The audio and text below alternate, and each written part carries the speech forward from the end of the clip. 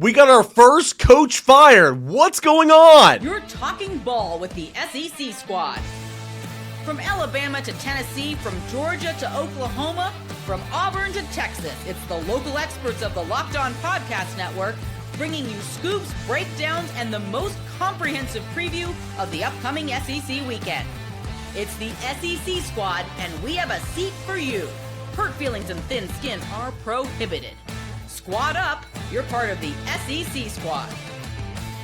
What is up? Happy Tuesday, everybody. Welcome into the SEC squad baseball version. I am Eric Cain, host of Locked On Vols. We have Corey Burton, host of Locked On Vandy, Chris Marler, host of Locked On Gamecocks, and Steven Willis, host of Locked On Ole Miss, coming at you again here on a Tuesday. SEC weekend is in the books. We got another SEC weekend to look forward to. Got a midweek coming up tonight. A coach has been fired. We will get into that as we continue on. But first, let's go around the room. Let's go around the table here, discuss how our teams did this weekend. Chris, again, we'll talk about the big story with your team here in a moment, but obviously a lot of emotion, a pretty big weekend for you guys, and it ended on a high note there with the Sunday victory.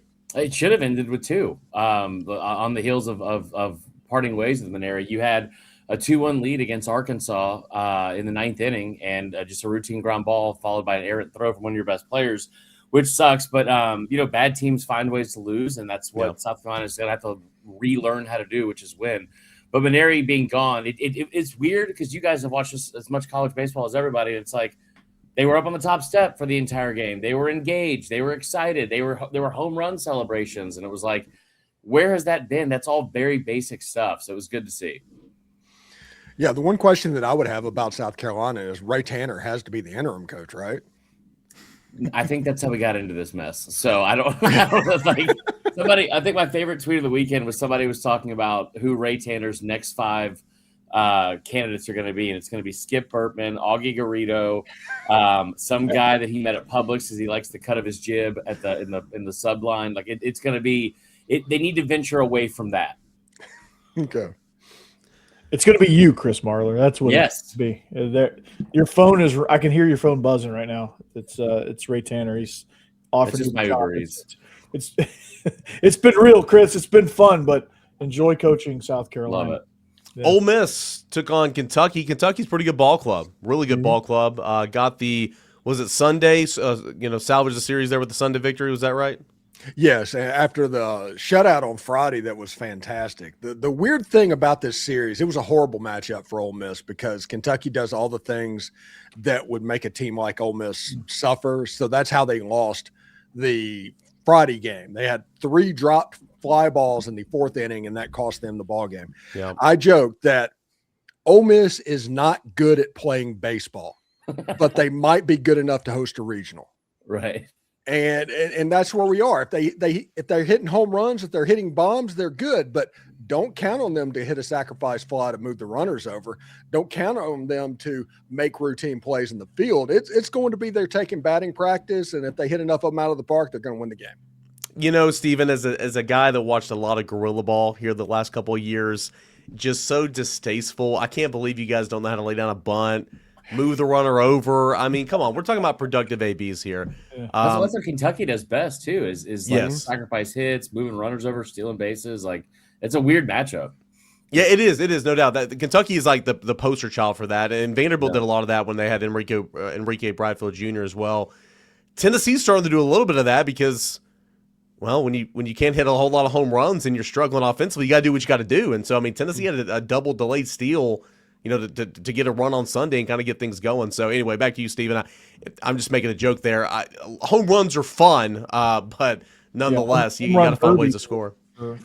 Home runs are great, but give me a 2-run single every single day at this point.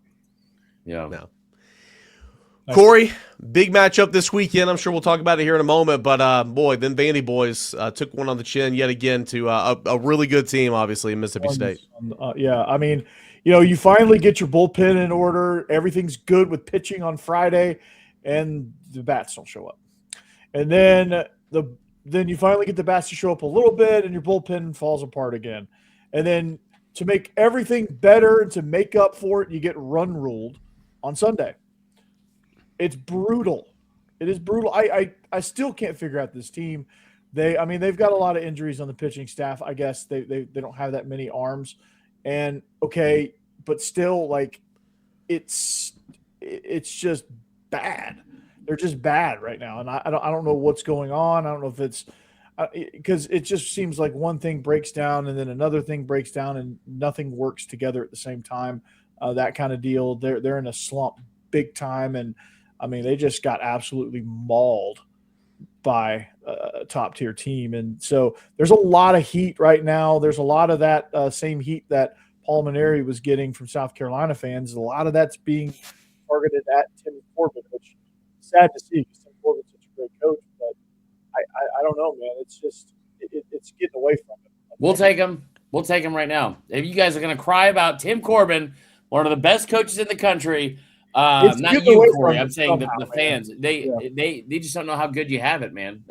I think the thing that was so shocking to me this weekend, I think Vandy and LSU seem so similar, right? Where it's like, okay, if you hit really well, then all of a sudden the pitching goes completely away, and then like. You saw like on Friday, LSU comes out, Cain throws, he has 15 strikeouts, career high, and everything seemed to be going well, 7-1 win, and then the bats go away for the final two games. And it's just like them and LSU just cannot figure out when to put those things together. It's been tough to watch. Man. And injuries, I mean, I guess, it's kind of unfair with all the injuries to really say, okay, this, fire the coach and, all that stuff. I'm not necessarily there yet. But it is sliding downhill, and there's got to be some way to stop this avalanche before it becomes overwhelming for Tim Corbin and crew. But man, the bats are exciting when they're on. Yeah. I mean, I like the approach at the plate for the most part, but that with runners in scoring position, it just seems like they just go brain dead. All those injuries and players out, and none of them are the actual Vandy Whistler, which is something we. Not wishing injury on him. I'm just saying wish he was not involved in the games either. I should have rephrased Wish he was going to miss this upcoming series when I head to Nashville to cover that Tennessee versus Vanderbilt. Here's the real test, though. With Tim, next to you, Cainer. No, thank you. He 2 years ago when I was covering it, he was sitting right in front of the press box, and he would stand up and go in the aisles and hike his leg up on the rail and just start. Well, I'm just like, oh my god, what's happening right now? Here's the real test, though. There's two whistlers. Well, I know one. They work in tandem, so they can be as annoying as possible. That's how they got JFK. Here's the real test here. Would Tim Corbin send the boys inside for BP if they played a doubleheader? Probably. No. Okay, no, maybe he would you not do have an issue now. I'm still not over that. Nor should you. Listen, and again, we'll get into the whole Manieri thing later on, but he said a quote this weekend that was like, they're talking about Arkansas winning 22-6, and he's like, "Yeah, the field was playing pretty hot tonight." That's not a thing. That's not a thing. Like I don't. He has forgotten more about baseball than I'll ever know for sure. But at the same time, like that is not a phrase that anyone's ever used on a baseball field before. But you can't forget all of it at the same time, right? Yeah, right. The sad thing is he has forgotten it. Yeah. And also a really cool fact: Mississippi State has the top 25 attendance games in college baseball after this weekend. That's a cool fun fact. That's crazy. That is crazy. You look at Tennessee, and I never want to say a series this early in the year is like must win, like you got to have it. Vandy's got to have it. I can tell you that much. I think that's where you're going. But yeah. Well, I was going to say this last weekend for Tennessee, like if there ever was a series like that, I mean, knowing what's on the schedule, I don't care how Vanderbilt looks. I don't care how LSU looks. There's so much talent on both those rosters, and they're going to give Tennessee everything they got. It's going to be challenging on the road at Vanderbilt, at home against LSU. So beating Missouri, who is improved, Missouri is improved. They've got two pitchers that are really good. Their facilities aren't improved. That's true. No, they're not, and the lights are not improved, and it's just pathetic. But like you had to win that series, and on Friday, like everybody knew this, and on Friday you get smacked in the face. They put 3 in the third, in the seventh, they put 2 more in the fifth, and they double you up 8-4. And then you got your back against the wall on Saturday, and you seemingly can't score runs. And your starting pitcher, Landon Mack, is just all over the place. Yet you look up, and it's like, oh, he's allowed only 2 runs. So I guess it must not have been that bad. Cam Appenzeller comes in, just he's going to be in the weekend rotation before too long. Just a phenomenal outing, career highs, 4 2/3, 7 strikeouts, 69 pitches, a really, really nice outing there. A couple of home runs in that game. Tennessee's able to get the win, and then you come in. Tennessee had not won an SEC series in its last 6 tries. If you count the super regional loss in Fayetteville last June, it's 7. But it had been over a year since Tennessee, who just won a national title, mind you, had won an SEC series at home. Like, it's just mind-blowing. Tennessee lost its last 7 rubber matches. Took care of business on Sunday. Evan Blanco was phenomenal. Career high 7 2/3, 5 strikeouts, near Greg Maddux-esque, right? 7 2/3, 84 pitches. Love just that. super efficient. So Tennessee got a series win it absolutely needed, but again, it's the slate's going to be pretty tough this weekend. I think the thing with Tennessee that's so surprising to me is that like you're looking for benchmarks that they don't need to be as good as they were in 2024, 2025, but there are benchmarks of this program that just with Vitello leaving doesn't feel like they would necessarily go away. And like I look at just the way they're winning games. First off, I thought the Missouri series win is much more impressive than people are going to give them credit for, because I do think Missouri is much more improved. But like you look at just what a staple of this offense in the past couple of years has been obviously hitting home runs, and then the amount of like the times they would put up double-digit runs. Like through 24 games, they've done it 6 times. Last year at this point, they had done it 13 times, right? Like, so you're cutting that production in half, and you don't have to score 10 runs to win games by any means, but at the same time, it's like that is a noticeable drop-off from an offense that plays in a smaller park. It just seems to have not found its way consistently yet. Offense is getting better. The at-bats have gotten better, and it's got to continue to come that way. I mean, it was looking pretty bleak there, a week ago, 2 weeks ago, but it has gotten better, and hopefully it'll continue to get better. We'll continue to squad it up here on the SEC Baseball Squad Show. And one SEC coach, obviously we've already talked about it, already fired. Could there be any more, and any more before the season's over? All that and more as we continue on here on the SEC Squad. Workplace chaos, deadlines are stacking up, inbox overflowing, and that one position you have still yet to fill, it remains open. When the pressure's on and you need the right hire, this is a job for Sponsored Jobs. Indeed, Sponsored Jobs helps you reach the people who actually fit what you're looking for, skills, experience, location. So you're not just hoping the right candidate stumbles across your job posting. And here's the stat that says it all. Corey, I'm not sure if you heard this or not, but companies like yours, 27 hires on Indeed in the minute or so I've been talking with you, according to the Indeed data worldwide. So if you're hiring, spend less time searching, more time interviewing candidates that check all your boxes with Indeed Sponsored Jobs. And listeners of this squad show right now, going to get a $75 sponsored job credit to help get your job the premium status it deserves at Indeed.com/podcast. Just go to Indeed.com/podcast right now. Support our show, SEC Squad, SEC Locked On Balls, Vandy, South Carolina, Ole Miss, by saying you heard about Indeed on this podcast. Indeed.com/podcast. Terms and conditions apply. Need a hire? This is a job for Indeed Sponsored Jobs. Guys, the biggest stretch of college basketball, we're right in the middle of it. You got buzzer beaters, bracket busters. I know my bracket's busted. And those unforgettable moments that everyone's talking about the next day.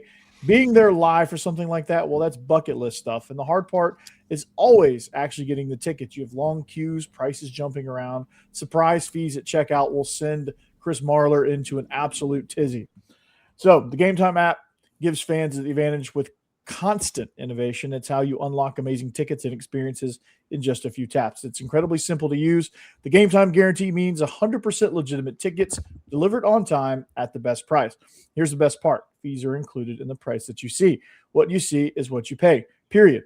And the seat view feature is a game changer. You can see a panoramic view from your seat, your exact seat, before you buy. So if you plan on heading to a Yankees game and you get an obstructed view seat, well, that's on you. So zone deals let you pick the section and save even more while Game Time selects the seats. I love being able to follow teams in the app and get alerts when new deals drop. No stress, no guesswork, just smooth experience from start to finish. That's exactly what you want during the busiest part of the season. So take the guesswork out of buying college basketball tickets with Game Time. Download the Game Time app, create an account, and use code LOCKEDON for $20 off your first purchase. Terms apply. Again, use code LOCKEDON for $20 off. Download Game Time today. The tournament is here. One of the best times of the year. Brackets, buzzer beaters, upsets. It's nonstop action from tip to the final cut down. And right now, FanDuel is giving new customers a way to stay in the action all tournament long. Here's the best part. You get up to $300 back in bonus bets every day for 10 days. That means there's 10 chances to stay involved throughout the entire tournament. You can mix it up however you want. Game picks, futures, and even some same game parlays for bigger potential payouts. It's perfect for the tournament because every day there's something new, different matchups, new storylines, and more ways to get involved as the bracket unfolds. So visit FanDuel.com to sign up today. That's FanDuel.com to get in on the action. Paul Mainieri is out at South Carolina. And let's be honest, guys. I mean, this is – who would have thought, Chris Marler, that this was not going to work out? And you said something earlier. He's forgotten more baseball than you'll ever know. And I second that. Put that on me, Corey, Steven. I mean, the guy is a great coach. He's honestly a college baseball legend. Yeah. But he had been retired for 3 years. The whole college landscape had completely shifted in those 3 years. Completely shifted. Mm-hmm. And he took a proud baseball-rich school in South Carolina and just put it in the ground, man. I mean, it's honestly kind of sad. I'm not gonna lie. Like I'm not his biggest fan or whatever, but like it's honestly kind of sad to see how this stretch of coaching ended for him. But he's out. South Carolina couldn't wait any longer. 22-6 on Friday night was the final nail in that coffin. Yeah, he was the victim for sure. I appreciate you phrasing it that way. I did not feel that way. Listen, like you never want to see someone lose their job. Like I will never cheer for that, no matter the economy or what's going on. Like that is a miserable feeling. Usually you would think you would have got that email like on Sunday night. Like, I don't know if he knows how to use email. I would assume probably not with his age, but like once he, got his family to come over here and figure out the HDMI cord and all that kind of stuff on his computer and whatnot, he would have been saying, hey, come in Monday, me, you, the AD and the HR, we're going to sit here and talk. They did it before the game on Saturday, which I felt like was necessary. And also from what I gathered and what he and both sides said, it was a mutual parting of ways. It wasn't like he was just fired. Like it was a mutual parting of ways. What that also means is they're not going to be on the hook for the $4.1 million buyout, which is But great. how much are they going to pay him, though, to go away? 2? I don't even know if it's going to be that much. Because the way he phrased it, too, he did kind of piss me off a little bit, the way he said something on this way out. And just pardon me for a second, guys. I'm going to get on the soapbox here with some numbers and things that just show you how bad it's been. But he had a quote at the end of this that was like, yeah, we wanted to obviously bring back the tradition here and get back to Omaha, and that was going to take some time to develop. But it's just time I didn't have to do. And it was like, no, you weren't even close. Omaha for what? What field trip were you going on? They got an aquarium out there I didn't know about. What are you talking about, Paul? He's watching Omaha on ESPN Plus. They got a zoo, big zoo. Yeah. So, actually, he's getting Omaha steaks. That is awesome. See, I would know all this because the team I cover has been to Omaha a ton lately. Okay, go ahead. 20% off. He used our promo code. Yeah, that's right. At Christmas time. I hope he's stocked up. No, so I don't know how much they're going to pay him or anything like that. I don't know. The mutual parting ways thing is great. The frustrating thing is you start looking at the numbers, and I got tired of doing this, like to our audience, which was just like, yeah, rock bottom, and then it's like a week later, you're like, rock bottom again. Like I jokingly said this, I was like, there are addicts that would have looked at this and been like, oh, that's bad. Like that is a new level of low I wouldn't even consider. And you're talking about it just continues to get worse and worse. You have those games in Florida that you lose last week where you lose 1-0 and 2-0 in the first 2 games of the series. That's the first time in 46 years they had lost back-to-back games with 0 runs scored. 46 years. And then you look at what happened against Arkansas. And again, the numbers, they tell the story. They gave up 22 runs. And I know you're sitting there looking at it and you're like, well, sometimes someone's going to get hot. They're going to, catch fire and you're going to have a bad day. In 33 years before he got to South Carolina, from 92 to 2024, that happened 3 times. That happened 3 times in 33 years. It happened 3 times in Paul Mainieri's last 14 games against SEC opponents. And it was just like, at what point are you going to do the right thing and figure out how to get him out of there? And they finally did. And so I'm ecstatic about it because at the very least, not trying to just dunk on Paul, but it just feels nice to have some sort of like breath of fresh air again. And now, everyone's schedule is difficult in the SEC. You got LSU still, you got Bama coming up. You got, I think they have Vandy. Next up, they have Georgia and then Texas and all those kind of things. It's not going to get any easier, but now you can go into it and saying, listen, Monty Lee's going to come in here. We're going to see what he can do in the interim role. He gets an extended interview process, and then we'll go from there at the end of the season. But I'm so glad that besides Mike Shula, the other worst person that I've had to cover in this job is finally gone. Well, you play Vandy at the end of the season. That's the last series before the SEC tournament. You don't want to see us then either.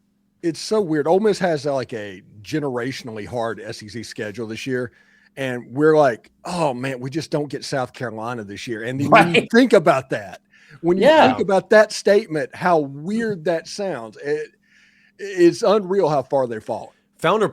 This has nothing to do with the current team, but Founders Park or Founder Stadium is still one of the best stadiums in the SEC. It's awesome. Founders Park is, and to watch that place be empty on a Friday night when the weather's beautiful, it's just so sad. Got a group chat of some Tennessee media members that cover Tennessee baseball, and South Carolina sent out that tweet a couple weeks ago saying it's dog of the park night or whatever, and we were taking bets on it. There would be more dogs than people there. Dude, they did a thing this weekend. It was on Friday night that was like, first 1,000 fans get a free rally towel, and I was like, 1,000 fans? Okay, like what some leftover rally towels. So didn't Monty Lee get big time consideration for that job? I had people calling me, media members, not anybody at South Carolina, obviously, but media members calling me about Josh Elander interest, and I mean, I thought that would be a solid move for him at the time. But Monty Lee was getting a whole lot of interest, right? Yeah, and I think that in hindsight, you look at it, and hindsight's always 20/20, but I think it's very easy to say that he probably should have gotten a little bit more consideration. Yeah. This clearly was just something that Ray Tanner, who was the AD on his way out, he made one last little move, and it was a move that was somebody he was familiar with, he was comfortable with, and like it reminded me a lot. I'm over here, obviously in Baton Rouge. I've had this conversation. It's kind of like a unique situation, but like him being here, he's like a legend here. But everyone here also knew, the final years he was in Baton Rouge, like they all went pretty poorly. It just had this very Les Miles at Kansas football type of feeling to it that was just like, what are they trying to recreate here? Because it's not working. Pretty wild that not even through the second weekend of SEC play, a coach has been canned. But again, it is the SEC. You got to live under a rock. They won the next day. Yeah, that's what's crazy. And they had all the, and like you said, Chris, they were on the top step. They were engaged. They were like, it just seemed like a new team. They were just like, oh, hey, okay, yeah. Do you know one of the first things he did when he got into? I learned a lot of this past week. One of the first things he did when he got to Columbia, which was, besides probably find his favorite butter pecan ice cream or whatever old people do, he got there and said, listen, we're working out too much. We're going to cut that down from 4 times a week in the offseason to 2 because we want baseball players, not bodybuilders. And then in the spring, he was like, yeah, we don't have good enough athletes out here that can hit the ball far enough or throw the ball hard enough. And you're like, Grandpa, you hear what you're saying right now? I'm tired of this, probably Grandpa. Never heard of sports science or sports analytics or anything like that. No, there's no chance he knows what analytics are. He's an abacus instead of a calculator. All right. What do we got coming up on the weekend? On the way out, Steven Willis, what's Ole Miss got this weekend? Mississippi State baseball egg bowl in Oxford this week. Hey, maybe Southern Miss can rough them up a little bit on Tuesday night before they see you. Well, they did last time. Southern Miss is roughing up everybody. They're just a walking ambush at this point. Former Tennessee pitcher who was here for just 1 year, former JUCO pitcher Thomas Crabtree on the mound tonight for Southern Miss against Mississippi State. So Ole Miss has got Mississippi State. Quick prediction. Do you have one for this weekend? Does Ole Miss get one? Does it steal the series or what's going to happen? It's one of those things. If you win less than 2 games in a home series, it's a failure, but I don't know that this Ole Miss team can win more than 1 game. I think they can get 1, but I think 2 is going to be hard. Going to be tough. South Carolina. What's South Carolina? What's LSU got this weekend? You're gonna talk on both. Yeah. So that's a good question about LSU. I don't know what they got going on. I could look that up. There's so many things happening. We got spring practice tomorrow. Pro day was today. No, for South Carolina, they're going to Georgia, and I would assume just like everyone else that's faced Georgia, they are going to give up roughly 107 home runs on the weekend. But the pitching has been actually a lot better for South Carolina. So that'll be interesting. It's just a very, very tough Georgia team, I think, especially at the plate. Then LSU is going to host Kentucky, which should be, that is this weekend. So they need to figure out a way to get back on track, man. The offense has not been great. Cooper Moore got injured, the Saturday starter. But they still have all the pieces. It's just like they do. You're kind of waiting for them to put it together. LSU's 2-4 in conference play. Kentucky is really solid. A chance they could have another losing weekend and fall to, 3-6. That'd be something. When Kentucky plays, like I said, we talked about earlier, the small ball they play, it's just not a great matchup for them. Like it's similar to Oklahoma. And I will say this too for LSU's favor. Corey, that not to harp on that loss where Guidry gave up the bomb on that Friday night game at Vandy, but like that game, you're one pitch away from winning that game and that series. Yeah. Oklahoma, you had at least a tie game, I think, late on the Saturday game, and you had an error or something like that ended up extending the inning, and you ended up losing 4-3. So they're a couple of plays away from having a much different narrative. But it's a long season, so we'll see. Corey, you and our teams face off this weekend. Yep. Two teams that don't like each other. Obviously, Tennessee got a much-needed series win. Still very much trying to figure it out. What's your thoughts on this weekend? Well, Vanderbilt is licking their wounds right now after getting destroyed and dismantled by Mississippi State. Steven's like, "Oh, shut up! Don't do that." got the midweeker today against Tennessee Tech, and then it's hosting the Vols here in Nashville. Thankfully, the game is in Nashville, so we have a chance. But just like Steve said, winning at least 2 out of 3 at home is what you want. I don't know that Vanderbilt can pull that off right now. But then again, Tennessee is having to play small ball, so maybe Vanderbilt can figure some things out and just like they did against LSU, just figure out a way to win the series and just keep moving forward. Win ugly, win however you can win. Whatever you got to do to win, do it within the rules, of course. Yeah, the winner gets to wear Houston Oilers throwback since powder blue is just something that everybody does now. Yeah, that was Auburn. Well, I mean, it's the Titans franchise, so like they can wear them whenever they want to. That whole argument, Houston people just crack me up, but we'll talk about that another time. Yeah.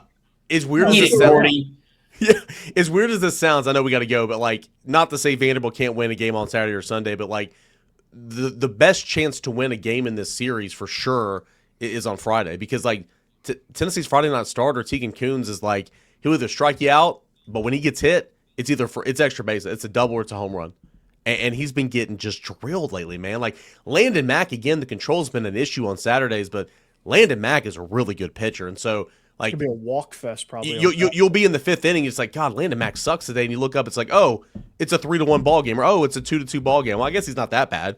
And then Evan Blanco from Virginia just had a career day. So looking forward to that series. Should be a good one. I'm Eric Cain from Locked On Vols. That's Steven Willis below me on the Brady Bunch cue cards from Locked On Ole Miss. Chris Marler, Locked On South Carolina. I'm Zach Blackerby. Vanderbilt. No, he's nice not here. To be here. He's not here. He's not here. The lights were too bright for that Zach Blackerby. Appreciate you guys for being here. This has been the SEC Baseball Squad. Squad.